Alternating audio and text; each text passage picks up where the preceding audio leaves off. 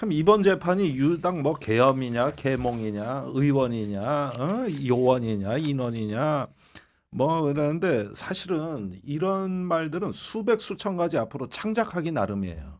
난 지금 과해자 관점에 우리가 끌려가고 있는 중대한 폐단이 나오고 맞아요. 있다고 봐요. 네.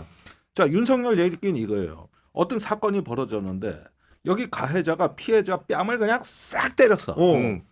그런데 이제 이게 문제가 되니까 나는 때린 적 없다. 우연히 건드린 거다. 이렇게 얘기를 하는 겁니다. 건드린 것도 엄지 손가락이냐 새끼 손가락이냐 하면서 또 만들어 나가. 막 네. 만들어 나가. 그러면 이럴 때 이걸 어떻게 반박해야 됩니까? 피해자가 나가서 맞은 사람이 얘기해야 되는 거예요. 그렇죠. 그때 맞았던 아픔, 그때 맞았던 굴욕감 이런 걸로 얘기하는 거고 내가 이렇게 맞았습니다 해야 저 말이 뒤집어지는 거거든요.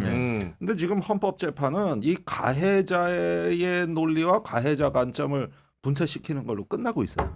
그러니까 진짜 아파하는 사람이 누구였을까 그때 당시. 국민들이죠. 네. 고양이한테 일주일 밥치고 현관문에 그 비밀번호를 친구한테 메시지로 발송하면서 계엄군에게 잡혀갈 걸 각오하고 나왔어. 네. 일공수여단 장갑차를 맨몸으로 막으신 김동연 씨 같은 분. 난 이런 분이 왜 헌법재판에는 증인으로 못 가는가.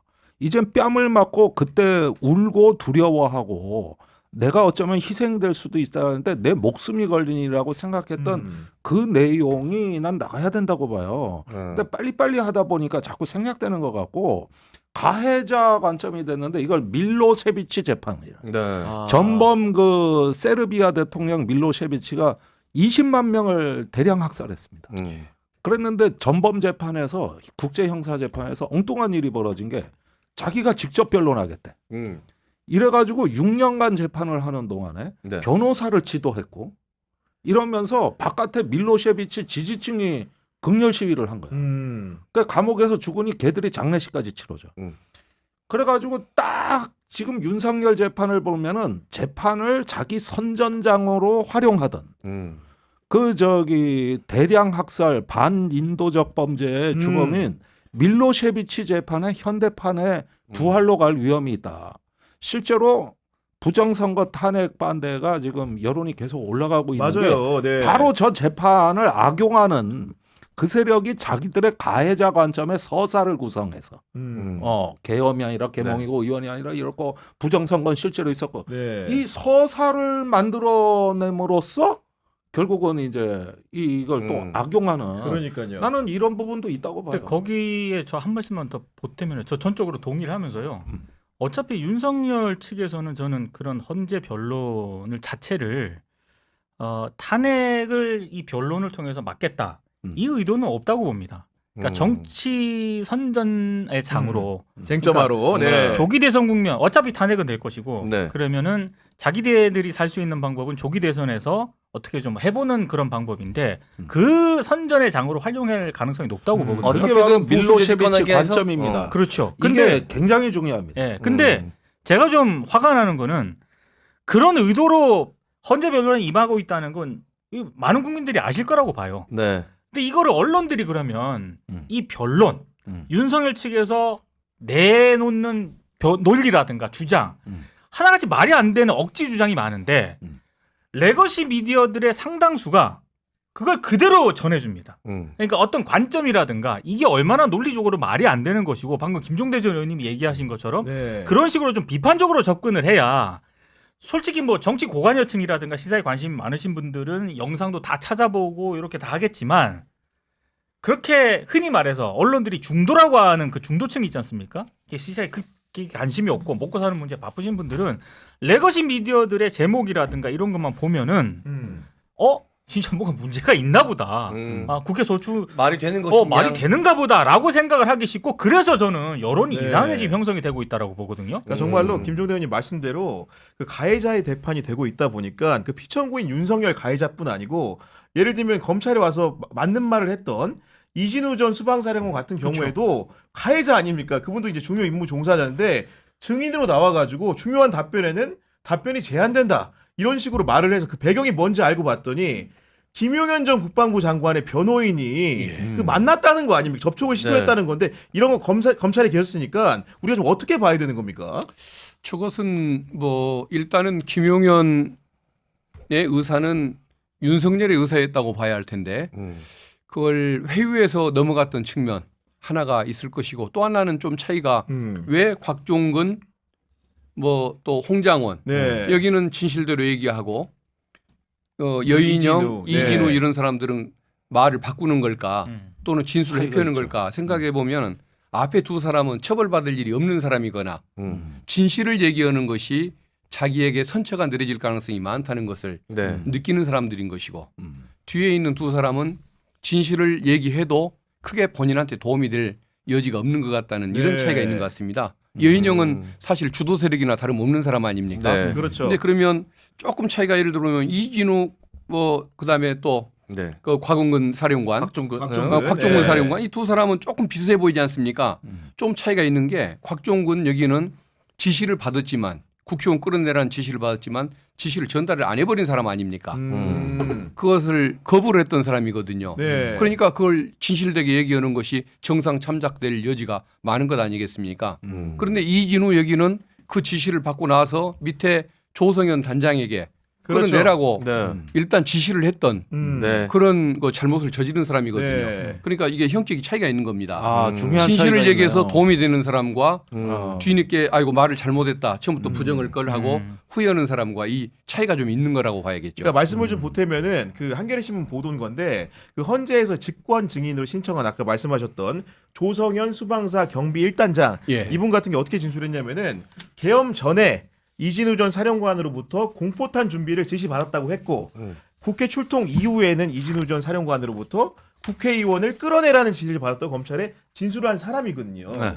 그런 상황에서 아까 말한 것처럼 곽종근과 이진우는 지위가 다르다 이런 말씀을 해주신 거고 그리고 만약 아까 앞에 나온 얘기를 이어가면 김용현 전 장관의 변호인이 예를 들어서 네. 자기 부하 직원이었던 여인영이라든가 이진우 전 사령관을 직접 찾아간다 당사자들 어떻게 느끼겠습니까? 아니 당연히 뭔가 메신저 역할을 했으리라고 보는 것이죠. 네.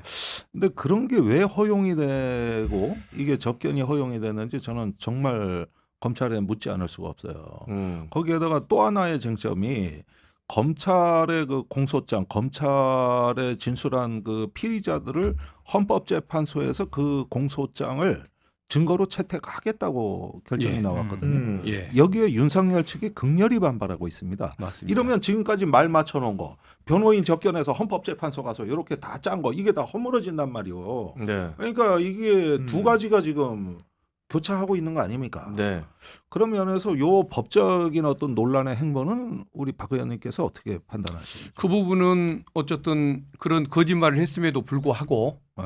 헌재에서는 이걸 증거 능력을 인정을 했습니다. 네. 변호인을 참여한 상태에서 조사를 받았거나 내가 내용을 살피고 서명 날인한 것이 맞다고 이런 부분을 시인하는 바람에 증거 능력은 확보됐기 때문에 초창기의 진술이 진실에 맞을 거라는 것을 헌법재판관들에게 판단할 수 있는 자료가 제시가 돼서 헌법적으로 문제가 없을 것이고 형사적인 측면에서는 본인들이 이제 이것을 악용하려고 하겠지만 그래도 여러 가지 그 정황에 의해서 그 종합적인 그 조각조각들을 모아서 그 진상을 확인하는 것이기 때문에 그래도 인정될 수밖에 없다. 홍장원이라든가 곽종근 이 사람들이 거짓말을 할 이유가 없는 거 아닙니까? 아 그럼요 네. 동기적으로 예. 전혀 네. 아니 왜 자기를 그 고위직에 앉혀준 대통령을 상대로 음해를 왜 하겠습니까? 네. 아니면은 자기도 좋은 거 아닙니까? 자기도 범죄자가 안 되는 거니까. 네. 그럼에도 불구하고 인정했던 것은 그게 진실일 수밖에 없고 저 사람들은 거짓말해야 할 이유가 있는 사람들이니까 결국은 이걸 토대로 진실을 인정해서 유죄가 날 네. 수밖에 없다는 것이고 그리고 이게 김용현이 그렇게 그 변호사를 보내서 조작을 시도했다는 거 있지 않습니까? 이 부분은 윤석열 재판에 굉장히 불리함을 주는 게 보석을 허가해 줄 수가 없습니다. 수많은 증인들 뭐 자료가 다 확보됐으니까 증거를 인멸할 것도 없다라고 얘기를 했는데 헌법재판정에서 말 맞추기가 됐고 이번에 김용현 변호인을 통해서 말 맞추기 시도가 있었던 것이 드러나지 않습니까? 그렇네요. 네. 그래서 영원히 증거 인멸에 우려가 있는 자들 이래서 판사가 절대 보석을 허가해 줄 수 없는 네. 그런 그러니까 오히려 부작용만 가져올 것입니다. 저는요 그런 위험을 감수하고 한 짓들이라고 생각합니다. 아. 그러니까 그만큼 말 맞추기가 절박하고 급했을 것이다. 네. 이런 생각인데 물론 말이야 다 맞춰지진 않아요. 이런다고 진실이 바뀔 리는 없죠. 그러나 우리 박 의원님은 법률가이면서 동시에 정치인이신 거거든요. 예. 법률적인 세계에서는 그거는 다 맞는 말씀이지만 지금 어떤 우리 사회가 보면 탈진실의 사회, 예. 어떤 포스트 추루스, 예. 어떤 그 탈진실이 먹혀드는 양상이 보이거든요. 저렇게 해서 만들어내는 하나의 내러티브, 이 서사라는 기괴한 게, 서사인데 네. 예. 이것이 이제 움직이고 있다는 거는 이건 이제 정치의 문제거든요. 법률의 문제가 아니고. 네. 그런 점에서 우리가 좀 불안하게 보는 거는 이런 어떤 그 부작용들이 계속 네. 쌓일 때 한국 사회가 전혀 알 수 없는 새로운 영역으로 진입할 것 같은 불안감도 있는. 사실 저도 아. 동의하는 게요. 뭐 말을 맞추건 네. 어쩌건 간에 이게 탄핵 심판이나 형사 재판에 영향을 미칠 가능성을 저는 희박하다고 봐요. 그럼에도 불구하고 그러면 김용현 변호인단은 왜 이진우를 만나고 왜 여인영을 만나고 왜 곽종근 전 특전사령관을 접촉을 시도하려고 했느냐? 네. 그거는 철저하게 그 탄핵 심판이라든가 이런 거를 정치 선전의 장으로 활용하고 싶기 때문이라고 봅니다. 왜냐하면 즉각적으로 곽종근 전 특전사령관처럼 일관된 진술을 하지 않습니까? 네. 그러면 윤석열 변호인 측이 뭘 준비하더라도 이게 어찌됐든 선전의 장으로 활용되기에는 제한이 될 수밖에 없잖아요. 근데 이진우만 가서더라도 그때 상당 부분 답변을 안 해버려요. 그러니까 묻는 쪽 얘기만 쫙쫙 나가는 겁니다. 언론 네. 보도에. 그러다 보니까 이게 선전의 장으로 충분히 활용이 되거든요. 그러다 보면은 지금 김종대 전 의원님 얘기한 우리 사회 여론이 분열이 되는 거예요. 저는 그 혼란을 노리고 있는 거라고 저는 생각을 합니다. 그러니까 이게 못하게 막아야 돼요, 저는. 그리고 이제 그 주의 주장이 전개되는 방식에 대해서도 윤석열 측이 굉장히 많은 문제를 삼다 보니까 우리 보통 이제 일반 시민들은 헷갈리는 거예요. 윤석열의 방어권 보장이라는 게 어디까지 우리 법적으로 보장을 해줘야 되는 것인지에 대해서 법률가 출신이시니까 좀 여쭤보고 싶은 건데 일단은 헌법재판하고 형사재판하고 성격이 다르지 않습니까? 그렇기 때문에 검찰의 조서의 점거 능력이나 이런 걸 두고도 헌법재판 같은 경우에는 형사재판과 달리 엄격하게 그렇게 취급하는 게 아니죠. 예, 의원님. 맞습니다. 네. 예. 일단 그 검찰 진술 조서는 그 본인이 그 진정 성립을 인정해야만 형사재판 절차에서 증거 능력이 인정됩니다. 그런데 헌법재판에서는 형사소송 절차를 준용할 뿐 네. 그대로 따르는 것이 아니기 때문에 박근혜 대통령 때 선례로 만들어진 바에 따라서 신뢰할 만한 그 구체적인 정황 증거가 있으면 인정을 해줍니다. 변호인이 참여해서 함께 서명을 했다든가, 그다음에 그 본인도 그걸 읽고서 네. 서명한 것은 맞다고 한다든가, 그러면 일단 증거 능력을 인정해 주는 거죠. 그래서 조금 완화된 형태로 활용이 되고 있다는 거. 아, 그래서 네. 재판관이 중간에 물어보는 거죠. 변호사가 입회한 상태에서 예. 조서가 작성되었는지 예, 그 얘기 예. 물어보는 거죠. 그래서 예, 네. 맞습니다. 그런 부분도 있는 거고 또 그나마 하나는 다행이네요. 네. 아, 그나마 천만다행이고요. 지금도 우리가 사령관들한테 시간 여유를 너무 주다 보니까 말이 바뀌는 걸 겪고 있지 않습니까? 그나마 초기에 그렇게 진술이 됐던 것이 이런 와중에서도 전 참으로 다행스러운 일이다. 그때 당시에 압도적 국민 여론으로 압박을 가했기 때문에 저들이 무너진 거거든요. 예, 거기서 나온 진술인 거라고요. 맞습니다. 지금은 살아나고 있다고 있죠. 맞아요. 네. 그러니까 말이 바뀌는 거예요. 그만큼 이게 겉으로는 법률 사법 과정인 것 같지만은 역시 본질은 정치적 과정이에요. 네, 역시 이게 그리고 헌재가 증인 신문 시간을 지나치게 제약한다. 그러니까 주신문 그다음에 이제 반대신문 30분씩 있는 거고 제주신문, 제반대신문에 15분씩 보장이 되는데 야 이거 너무 짧은 거 아니냐는 주장을 지금 보수 언론이 강력하게 피고 있는데 통상적으로 어떤 겁니까? 형사재판의 경우에는 네. 조금 더 길게 해주는 것이 맞겠죠. 그런데 헌법재판에서는 조금 형사재판과는 본질을 좀 달리하는 측면이 있는 겁니다. 그리고 이것을 빨리 진행해야 할 필요성이 있는 것이겠죠. 그렇죠. 그럼 네. 형사재판 진행하듯이 1년씩 저걸 진행을 하면 대통령은 언제 파면을 시키고 언제 나라를 안정을 시키겠습니까? 그래서 어떤 좀 정치적으로 국정을 빨리 안정시키고 사태를 수습해야 할 책임감 때문에 헌법재판소가 빨리 진행하는 거라는 거고, 또 하나는 지금 그 헛소리할 기회를 안 주는 것일 뿐 해야 할 얘기는 다 하게 해주는 거 아닙니까? 아, 그렇죠. 네. 인정할 거, 부정할 거를 다 확인하고 넘어가는 과정이지 말을 못하게 하는 건 아니거든요. 쓸데없는 장광설을 제안하는 것에 불과하기 때문에 헌재가 지금 확인해야 할 건 안 하고 넘어간 걸 제가 못 봤습니다. 중요한 건 다 했죠. 부정할 기회를 안 주는 것도 못 봤기 때문에 할 건 다 하고 있다는 거고 또 하나가 박근혜 대통령 재판 때 이미 그것을 다 그런 식으로 진행을 해왔는데 어느 누구도 문제를 제기하지를 않았고 그야말로 구질구질한 그 피청구인 쪽 그 관계자들이 지금 이런 얘기를 하고 있다는 것, 그 점을. 아니 그리고 예를 들면 또 하나 더 떼면은 반대 신문사항을 전날 제출하라고 한 거에 대해서 우리가 논리적 허점을 노려가지고 증인을 말 그대로 쉽게 얘기해서 국회 측 대리인단이 데려온 증인을 이렇게 공략하려고 하는 건데 왜 전날 내라고 하냐 이런 주장을 하는데 이것도 좀 이렇게 타당하지 않은 주장 아니겠습니까? 어쨌든 그 신속 진행의 필요성과 그리고 이미 다 알려진 사건. 그리고 증인한테 주는 것도 아니잖아요. 이게. 국회 가서 발언하고 언론 앞에서 발언하고 다 밝혀진 것을 네. 그 헌법재판소에서 재판관이 직접 듣고 판단해야지 뉴스 보고 판단했다고 그럴 수는 없는 것이니까 직접 그렇게 변론을 하는 과정인데 이미 그 쟁점과 비판과 이런 것들이 다 그 외부에서 다 이루어졌기 때문에 안에서 갑자기 뭐 불이해타를 입히고 뭐 공격과 방어가 실패할 이런 사안은 아니기 때문에 그러면은 말씀대로라면 저 비교적 순조롭게 가고 있다는 뜻으로 저한테는 들리는데요. 제가 이해한 게 맞다면 이번 달에 변론 종결이 무사히 다 이루어지고 또 다른 어떤 지연 요인 없이 예상하는 일정대로 간다고 봐야 됩니까?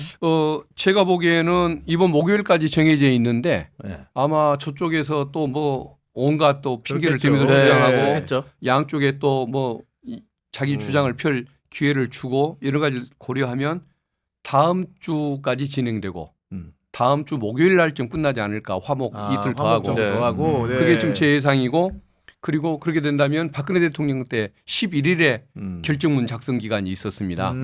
그걸 따지면 저는 3월 초 3월 초까지 3월 초에 결론이 날 거라는 그런 예상을 하고 있는데 한 가지 변수는 저 사람들이 그 마은혁 재판관을 임명을 또 갑자기 뒤늦게 안 한다고 했다가 진작 임명을 했어야 맞는데 뒤에 버티다가 마지막에 또 뭘 임명을 해서 변론 갱신을 하자고 하면서 또 며칠 늦추게 하려는 술책을 펼 수는 있는데 꼼수가 그렇더라도 제가 보기에는 3월 10일을 넘기는 일은 없을 것 같다. 근데 실제로 최상목 대행이 그렇게 할 가능성도 있다고 보시는 거예요?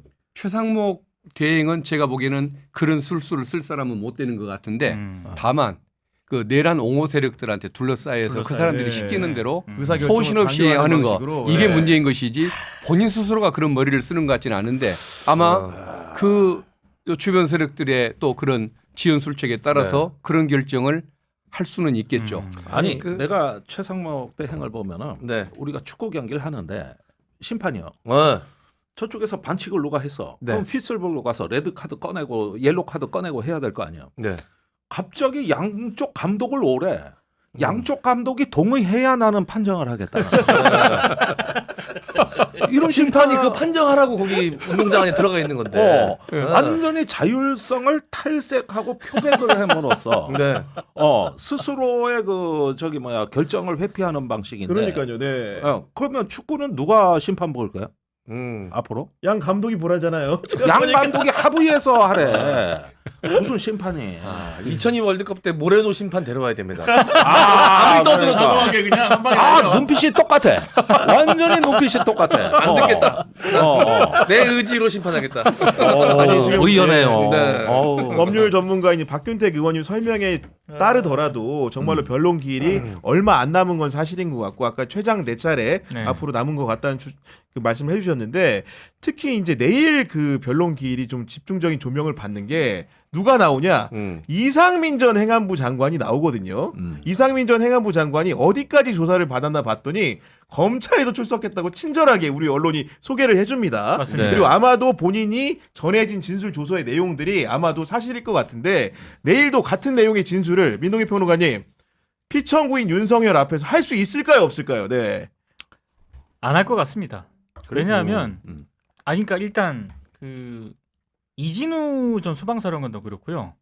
뭐 김용현 측 변호인하고 접촉을 한 저는 결과의 가능성이 있다라고 보는데 어찌됐든 윤석열을 앞에 두고 있지 않습니까? 네. 그러니까 이제 직접적으로 자기가 예전에 검찰 가서 했던 진술이란 이런 걸 하기가 저는 부담스러웠을 거라고 생각을 하거든요. 근데 이상민 같은 경우는 아마 더 하겠죠. 왜냐하면 지금 본인이 여러 의혹을 받고 있습니다만 내일 만약에 헌재 그 탄핵 심판에서 본인이 집중적으로 저 질문을 받을 것 중에 하나가 여기 경향신문하고 네. 저 MBC하고 네, 한겨레 신문, 한겨레신문하고 JTBC. JTBC 단전 단수 그거 지시하지 않아 누구로부터 뭐 이런 질문을 받을 거란 말이죠. 그렇겠죠. 근데 네. 이상민이 그 얘기를 하겠습니까? 거기에 대해서 답변을 할까요? 네? 저는 안 할 가능성이 많다라고 봅니다. 우리 의원님은 좀 어떻게 판단하십니까? 아니 저도 뭐 비슷하게 봅니다. 그런데 이분은 계엄 이후 행적이 훨씬 더 의혹이 많이 가는 그렇죠. 분이에요. 네. 대부분 뭐 여인영, 곽종근, 이진우 이런 사람들은 계엄 사전 모의와 계엄 당시에 어떻게 그렇죠. 됐느냐 하거든요. 이걸 하나의 지진이라고 보자고. 근데 이 사건은 명백히 여진이 있는 사건이에요. 이건 계엄 내란 모의가 폭동이 있던 12월 3일에서 4일로 우리가 흔히 하나의 사건이 끝났다고 생각하는 경향들이 있는데 그렇지가 않습니다. 그 이후에 비화폰 기록을 삭제하라고 하면서 경호처에 윤석열이 직접 지시를 했다든가 이런 것도 중요한 이권 행위거든요. 그 이후에도 수없이 뭐 그 저게 안가에서 행안부 장관, 민정수석, 법무부 장관이 모여가지고 회동을 했다던가. 또 여인영은 저기 뭐냐 그 체포조 명단을 그렇죠. 부하들 시켜서 이거 다 없애고 그때 우리 체포하러 간 게 아니라 그냥 나간 거야. 이렇게 진술하도록 시켰다든가. 네. 지금 계엄 이후에 그 여진 네. 이것이 실패함으로써 벌어진 그 증거인멸 조작 은폐. 나는 이거는 중요한 여진이라고 보는데 이게 또 하나의 사건의 어떤 다른 어떤 측면을 네. 그대로 다 담고 있어요 이 안에. 이게 계엄의 불법성을 다 담고 있는 건 난 오히려 계엄 이후라고 봐요. 그런데 이상민 장관이 거기에 가장 의혹을 받는 사람이에요. 그러니까 저기 그 뭐 탄핵 심판에서 이런 것들이 신문이 이루어질지는 모르겠습니다만은 이 사람은 오히려 저기 계엄 당시보다 계엄 때 흘리고 다닌 발자국, 네. 그다음에 그 이후에 긴 꼬리, 그렇죠. 이런 것들이 더 이 사람은 주목이 된다고요. 아마도 지금 뭐 이렇게 그 세간에 나오는 얘기로는 이상민 전 장관을 상대로 수사기관이 조만간에 이제 강제 수사를 개시할 수도 있겠다. 왜냐면 아까 말씀하신 대로 계엄 이후의 행적들도 굉장히 의문스러운 지점들이 많기 때문에 그런 얘기들이 나오는데 그 검찰에 복무하셨으니까 좀 어떻게 전망하고 계십니까? 뭐 당연히 그건 필수적인 일 아니겠습니까? 필수적인 일일 텐데 그 그동안의 그 내각에 대한 수사 이것을 결국은 그대로 차라리 놔뒀으면 좋았을 텐데 공수처가 괜히 가져왔다가 돌려주는 바람에 괜히 돌려줘가지고 수사를 지체를 해버린 것입니다. 맞아요. 네. 사실은 연말 안에 그 수사가 이미 이루어졌어야 했고 네. 더 많은 진술 확보가 있었어야 할 텐데 그것을 공수처가 욕심을 냈던 것이 저는 화근이라고 보는데 지금이라도 어쨌든 네. 경찰에 의해서라도 이게 빨리 이루어지는 것이 꼭 필요하고 그것에 의해서 나머지 진실이 밝혀질 텐데 어쨌든 이상민 그분이 그래도 법률가답게 본인의 그 책임을 줄이기 위해서라도 뭐 책임 뭐 저 사건의 뭐 경과라든가 네. 이런 부분에 대해서 나름 뭐 진실을 얘기를 할 걸로 보여지고 아 내일 우리 의원님께서는 네. 아니 수사기관에서 수사기관에서 언제는 아니고 네. 그렇게 않고는 네. 법정에 가서 그 형량을 낮출 방법이 없기 때문에 그렇게 하는데 내일은 대통령 앞에서 그런 얘기는 못 할 겁니다. 그래서 국회에서 얘기했듯이 증언을 거부하겠습니다. 이걸로 일관할 걸로 봅니다. 결국은 내일 보면은 이제 그 이상민 전 장관은 그 대통령의 그 충안구 후배이기도 한 것이고 그렇죠. 친한 법조인사인 거고 또 김용빈 그 중앙선관위 사무총장은 대통령이 또 친구로 알려져 있잖아요, 그죠? 그렇죠. 네, 네. 그분은 자기 얘기 하겠죠. 저는 할 부정선 거라고 관련된 봅니다. 얘기니까. 안 할 수 네. 없죠. 김용빈 선관위 사무총장 같은 경우에는 부정선거론과 관련해서 아니다라고 네. 이분은 윤석열하고 친분이 있음에도 불구하고 그거 아니다라고 계속 얘기를 하고 있거든요. 근데 이제 김용빈 사무총장 같은 경우에는 아마 그 질문을 받을 겁니다. 부정선거와 관련된 그 질문, 뭐 선관위라든가 이런 뭐 계엄군이 출동한 거 이것보다는 그 질문을 받을 텐데 저는 김용빈 사무총장은 그 대답을 자기 견해를 그대로 밝힐 가능성이 있다고 보고요.